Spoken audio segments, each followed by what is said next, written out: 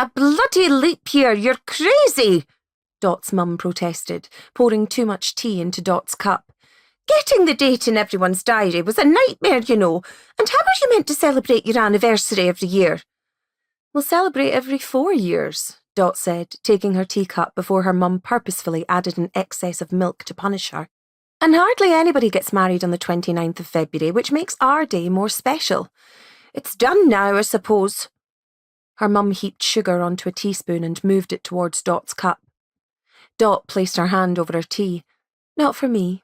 She fluttered her eyelashes. I'm sweet enough already. Move that hand. You'll need all the energy you can get today. Dot relinquished control and her mum slid 4 heaped teaspoons of sugar into her cup, as if sliding muck from a spade, filling the cup to its brim. Dot sipped the tea down to a safe, manoeuvrable level. She stared at the mounds of wedding gifts, partly excited to open them and partly despairing at the sheer volume of crockery she knew she would uncover. How are you feeling? Her mum said, softening. Nervous? Actually, no. It's strange, but it feels like any other day, except for this thing. She looked down at her pearly cheesecloth wedding dress. I feel like a meringue. Well, you look like an angel, her mum said, and don't worry about the presents. Your cousins will all be getting married in the next few years, so you can just give away any duplicates or tat. If anyone asks where their present went, just tell them I borrowed it. I already peeked at a few. Dot took another sip of her obscenely sweet tea. There are at least 6 casserole dishes. I haven't made a casserole in my whole life. Me neither, dear.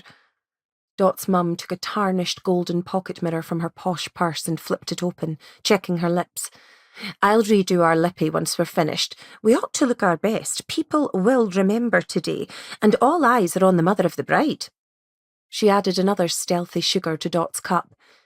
And you're sure, aren't you? Because if you're not sure, now's the time to change your mind. I mean, you can't really change your mind because your aunts have already taken the sandwiches and trifles to the social club for your wedding breakfast. But if you've any niggles, then now's the time to tell me. I'm sure, Dot said. Charles is wonderful, Mum. There's nothing to worry about. The doorbell rang and Dot's mum bolted up, checking her watch. He's early, that idiot. Stay here. Dot's mum marched downstairs and opened the front door. Dot, half listening to her mum's agitated mumbles and her uncle's muffled apologies, finished her tea and picked up the bouquet that her best friend, Grace, had made for her. She sniffed the pink and yellow roses, imagining herself lying in a country garden, bathed in sunlight as birds twittered amongst the branches. Right, time to go, Dot's mum shouted as she climbed back up the stairs to Dot's room. There's a road closure and a lorry crash, so there are diversions. Today of all days. You'll have to take the long way round, and Uncle Brian stinks of whiskey and cigars. Dot took a deep breath, hoping that her bouquet's scent might be enough to mask Uncle Brian's shortcomings. No, it wouldn't do. She didn't want to sit in his stinking, cramped car and take the long way round. Tell him to meet me there, Dot called back as her mum reached the landing. What? The wedding antics had turned her mum's face so red that blusher was out of the question. What do you mean? I'll get there by myself. It's not far, and it's a really nice day for February. I'll cycle. I can cut through the lanes in the housing estates. It'll be quicker than taking the car through diversions.